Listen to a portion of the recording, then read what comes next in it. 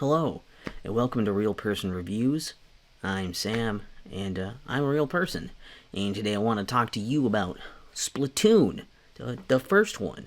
And particularly, I'm talking about this because hopefully, if I get this uploaded in time, this is coming out on the day that Splatoon came out. The Wii U game, the very first Splatoon game, 10 years ago. And really, the goal here is to see basically, is Splatoon still worth playing 10 years later? It's sort of one of those. And actually, to give you a brief history of this, I actually didn't play Splatoon when it was new. I never had it. The first Splatoon game I played was Splatoon 2. You maybe already seen a review there. And I am still going to review this like it is the first Splatoon game you may have played, I suppose, just in case. Because you can still find them, they still exist. You just can't get them online. And there is no online stuff really here anymore either. So we're looking at this for what you can do with it now, really. And so the two things are looking at this game just as it is as a game, and also trying to see, if it still holds up now in the context of there's two other Splatoon games that already exist. And also, just to kind of point out, when I first played this, I played Splatoon 2 first, and then, it was probably, a month or two before Splatoon 3 came out, I played through Splatoon, and I got this and played it, just because I was riding the hype train for that. So that's kind of where we are with this, just for a little bit of background. And I also, to be fair, I have played through this before, I just didn't review it back when I did, so I have played a bit of online before it went away, but it is away now, so we are left with what we're left with here. And, also, annoyingly, I have to erase all of my data to restart the campaign, with everything intact there, like it's fresh. So that's a little annoying. Splatoon 4, maybe fix that. But, since I don't really care about my online progress now anyway, since I can't really play it anymore, I guess it's not a big deal on this one. So, hopefully the footage and everything we get here is good. Hopefully it's interesting. You stick around for that video that you're on right now, and if not, I can't blame you, but you I think you do owe me a little bit. I am entitled because I wore a cool shirt for this, and I feel like that should be worth something. I'm actually recording this before I've tried to replay this yet too, so we'll see how it feels after playing Splatoon 2 and 3 already too. So at least that'll be a little bit different, a little bit fresh, so I'm not totally just a complete hack. I'm only 80% hack. The rest of me is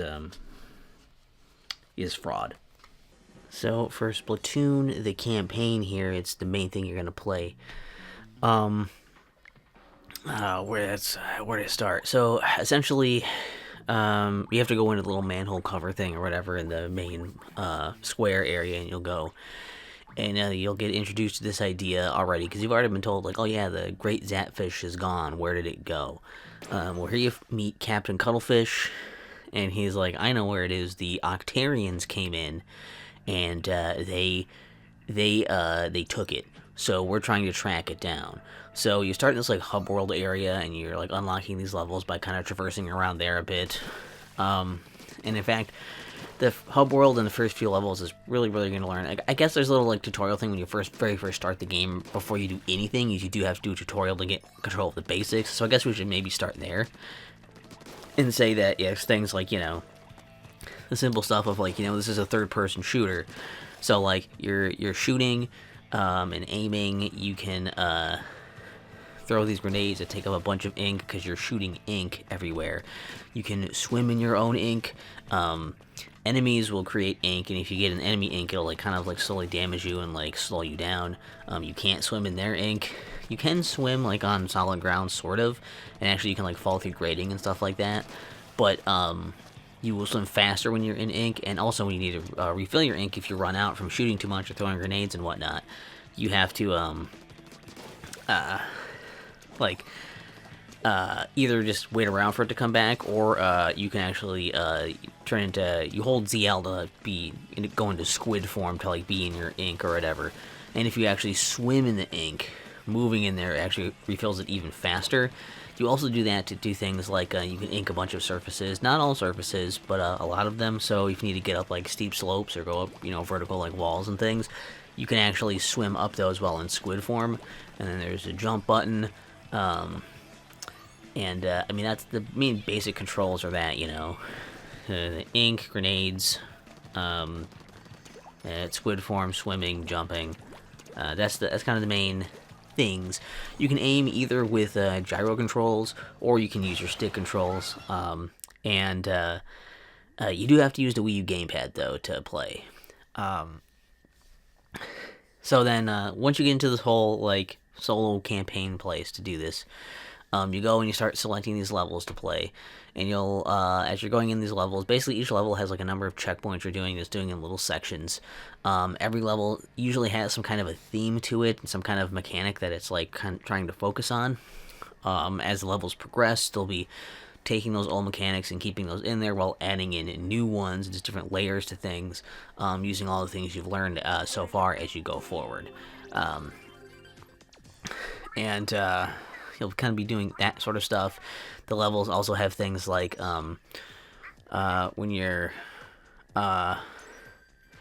beating enemies, you get like this currency that you can use between levels to buy upgrades for your equipment, like better guns and grenades. You can get different kinds of grenades to swap between.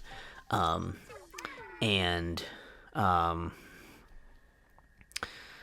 I guess you only have the one gun, but you can upgrade it and have more ink capacity, that kind of thing. Each level also has a hidden piece of paper in it that has like basically some like lore about this ages-old conflict between like Inklings and Dictarians. I think it was about that. I didn't read it too closely. It doesn't really matter. You don't really need to get it, but it's just there to kind of give you incentive to explore more, places in the levels. And essentially, you just have to beat all these different sections of the levels. And at the very end of the level, there's a little Zapfish for you to get. You get that back because I guess they're using the different little Zapfishes and the Great Zapfish to power their whatever they're doing. I guess is kind of the thing. So you get to the end of the level and you get that, and that's basically how levels work. I guess there's not a whole lot more to say. When you'll see when you're playing and stuff, and the footage on screen, I suppose, will kind of show you generally what that entails and looks like. But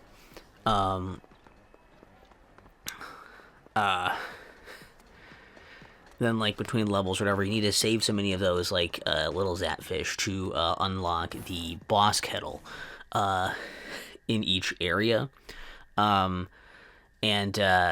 You have to do the boss fights, which also are going to use mechanics of the inking stuff and whatever, and you have to do something special to defeat them. And once you beat them, it'll open up the area, whatever, the doorway to the next area. Kind of rinse and repeat that whole thing. And you can replay levels whenever you want. So if you miss something or you just want to go and get more currency to be spending on stuff between the levels, whatever, you can do that. You can like kind of move around your mini map. You can select levels that way instead of having to, once you unlock the level and found it or whatever in the hub world, you can just jump right to it using that little mini map on your gamepad. Each area also usually has, along with the boss battle, you have a recurring two other recurring kinds of stages. One are fighting against octolings, which are kind of like Inklings like you are, except for, they have octopus heads or whatever. They kind of look like robots too. I don't know if they're supposed to be or not, but they look like that. That could just be gear. So they're like a battle, a skirmish between like you and like AI controlled opponents that pretty much play like you do. And then there's levels where there are these octo strikers, and essentially they throw out these ink strikes or whatever periodically, and then you have to avoid those as they're trying to target you throughout the whole level until you can get to the very end to actually take it out. And a little fight for that. So it's almost like a mini boss of sorts. And I guess another thing to bring up too, there's a couple things that I did space here. A couple other things like you can find in the levels. You'll be able to pick up these little suits of armor. They can help you take some more damage. If you are damaged, you can swim around in the ink to heal yourself as well. So it's also behooves you to have more stuff covered or whatever, so you can like heal up faster by swimming through there. And then also, You can get these special abilities. There are just a few different ones you can find out here. Some of them are for like offensive things, some of them are defensive things, but you can use those. If you don't use those by the end of the stage, if you still have your armor on and you still have a special in your reserve, because you can only hold one at a time of each of these, then you can use that or whatever. Like you'll get like some bonus currency stuff at the end, and also you have like 3 lives for each level. But you can also get more as you're going through. Whatever, if you die, you go back to your previous checkpoint. But you only have to restart the whole level if you lose all your lives. And it's like by getting certain things. I think it's usually if you get the armor packs or whatever. Maybe it's only if you already have something or already have one, you get an extra one. But like there's some conditions where you can get an extra life basically in the levels as well. And so obviously it's progressively harder. You're going through all the levels and the stages, and you have to get all the Zapfish in order to go and fight the final boss for the Great Zapfish, and then that's the game. That's the whole conceit of the campaign. The other mode that is available right now, like I say, the online is no more, so we can't really talk about that. Even though I have played some, you can't play it anymore, so it's not really worth talking about unless you're willing to do weird third-party bullshit, which most people won't want to do. So the other mode you have is the Battle Dojo. And this is for 2 players locally. One player plays on the gamepad while the other plays on the TV with a Pro Controller. So I just hooked up a Pro Controller. And I didn't have anyone to play with, so I can't really speak for this mode, but I will say at least that I did, do the thing. The main idea for the mode is that it's like a 1v1 thing. You can kill each other in ink turf, whatever, but it's not really the point. Periodically balloons will show up, and so you are shooting at the balloons to pop those to get points. And so the main goal is to either be the first to 30 points, or whoever is ahead when the timer runs out wins. That's kind of the thing. And also there are some specials you can find out here. You break boxes and you can grab a special. These are randomized, and they will automatically activate as soon as they, run through little, all the names pop up or whatever, and a little roulette thing, like it's a Mario Kart item box or something, and then once it hits the one it is, it just automatically goes. So you don't really have, a little map or anything here. It's limited weapon selection, limited map selection, I guess because it's small, close quarter stuff, 1v1. It's supposed to be kind of simple, so that's the thing there. The only things I'll really note here are that the song that was playing here, I don't remember hearing it in any other part of the game. Maybe it was somewhere in online, I don't remember it, but it might be unique to this mode, not sure. But it also noted that for some reason the performance here is really poor. It's not unplayable, but it's definitely noticeably pretty choppy, both on the gamepad and on the TV. I'm not really sure why that is, but that is the case, so be aware of that if you're going to play that. And for the campaign, I do think the campaign is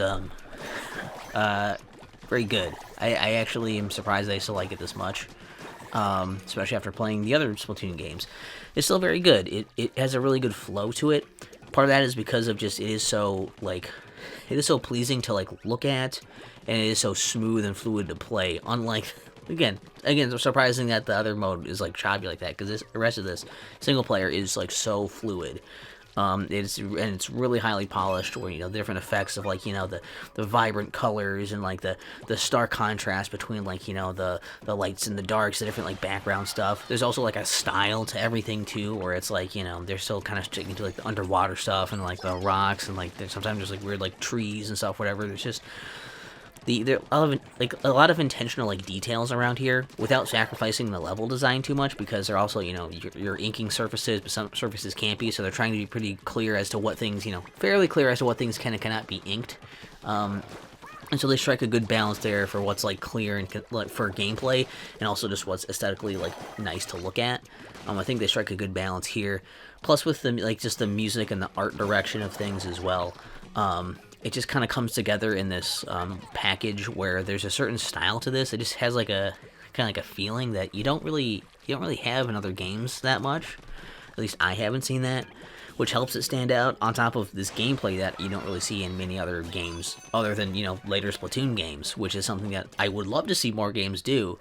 And it just does a lot with those mechanics. It's clear they really thought a lot about these things and really polished this game a lot before they put it out, because there's just the idea of well, the main thing is you're shooting ink and you can swim in the ink. How many things can we do with that?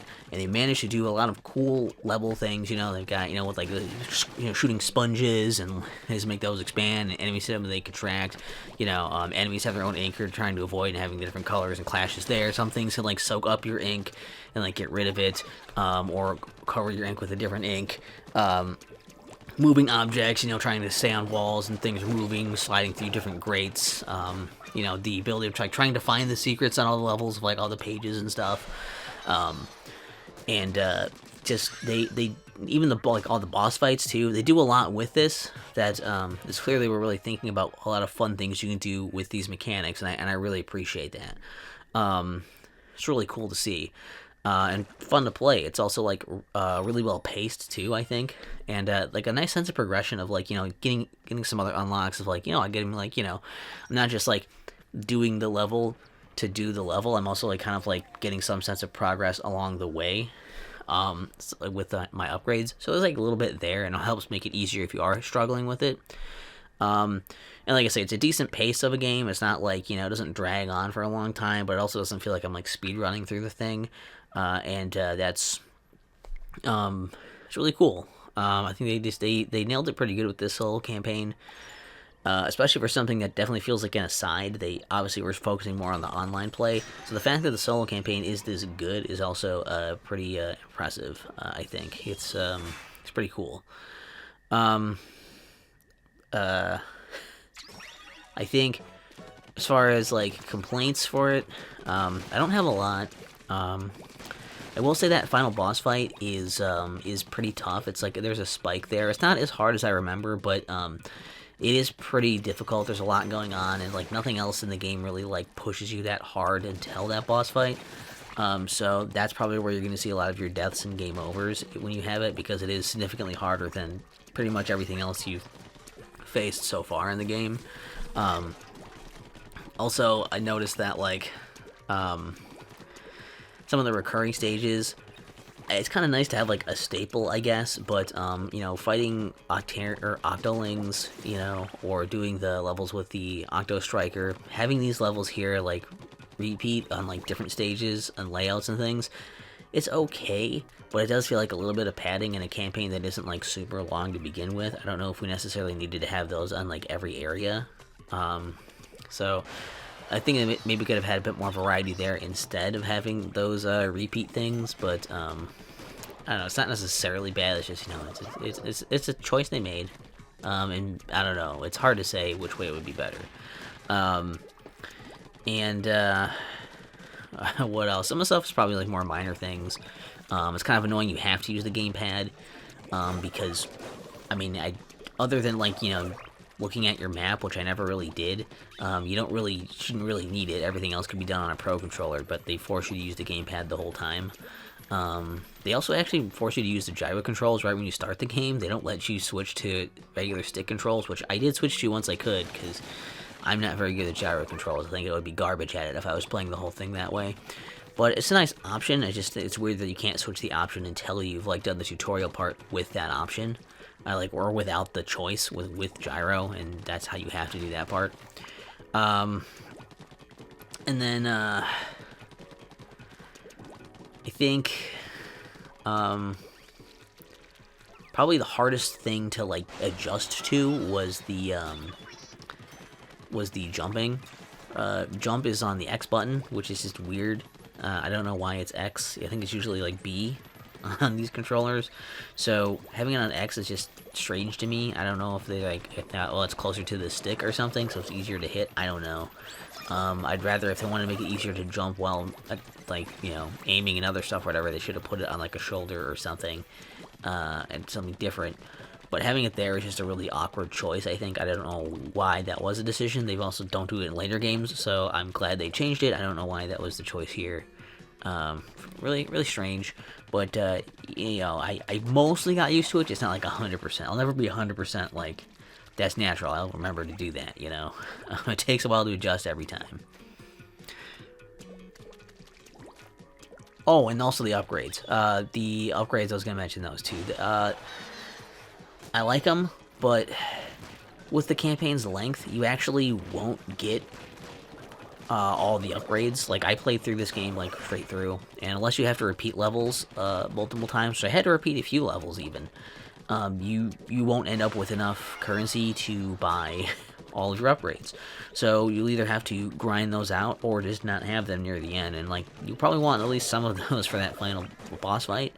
But I guess you don't need the stuff, so I guess that's up to you. It's not necessarily a huge issue, but it is a little bit annoying that like it wasn't closer to like balancing it out so that like the average person would have most of those, if not all of them, by the end of the campaign. It's a strange choice, I thought. All right, so the big question I was asking at the beginning, is Splatoon still worth playing 10 years later? Well, to kind of answer that, I was curious because I remember when I played Splatoon, I felt like it just felt kind of the same as the campaign I had played in Splatoon 2, beforehand. But that was like so far apart, and I was like, well, what if I just played this back to back then? So I played through all of Splatoon 2's campaign, just to see if they were really as similar as I remember. And while like the story is pretty much a straight rehash and everything, I do think that the level of grindiness and the length of the campaign using different weapons, all that stuff, does make Splatoon 2's campaign stand out more. It's definitely slower, and while it's very similar in a lot of ways, it's different enough where I think they can both coexist, which is good because that means that Splatoon absolutely can still exist and be worth playing today, even though there's no online, of course. And Splatoon 2 does have that. If you're looking for something like Splatoon's online, Splatoon 2 is as close as you're going to get. But, yeah, if you're looking to get the first Splatoon, I think it's worth it if, and here's my recommendation here, if you can get it for about 15, maybe $20 at the most. It's really not worth full price because, again, there is no online, which was the huge thing about it. The campaign isn't really that long, though I do think it is well paced. It swiftly moves, and it's fun. And I think it also probably is a better boss fight at the end, if that's for what it's worth. But I don't know. I guess yeah. If you're looking to play online, you can't. But if you're looking just for the single player aspect of it, Splatoon is still fun. If you're a big fan of the Splatoon games and you want to see where it came from, it's good. It's just I don't know how many people have a Wii U and a copy of this kicking around for you to even get. So there's that to consider. But yes, generally speaking, I do think that I'm happy to report that Splatoon is still fun to play 10 years later. It's just one that's hard to recommend anybody get because of how difficult it is probably going to be to get it, finding it, and if it's going to be worth the price you actually find it for. But for those who can make that happen for a reasonable price, I think you're in for still a fun time, and it's not something you're just going to throw away because Splatoon 2 came out. Okay, that's the big thing I wanted to really settle for myself and for everyone else curious about it. And that's the review. So let me know what you think about the Splatoon games, which ones are your favorites and all that stuff, and why, that kind of stuff. Share some of your stories about playing Splatoon online. That might be neat. Yeah, I mean, I think that's a wrap on this, and I'm probably done talking about Splatoon stuff for a little while, unless I do the Octo expansion for Splatoon 2. We'll see. I'm going to try to restart that and see if I am less shitty at it and see if we can make that into a review. But if I'm still really bad and I don't like it, then I might just end up in, at best, why I stopped playing. So we'll see how it goes this time, if I fare any better than the last time. But if you're interested, let me know in the comments about that as well. If you're interested to see how I feel about that expansion now. Otherwise, if nothing else, I'm pretty sure we'll just have to sit around and wait for Splatoon 4, since it's probably going to happen, and it's probably going to be the reason I have to just suck it up and pay $1,000 for a Switch 2.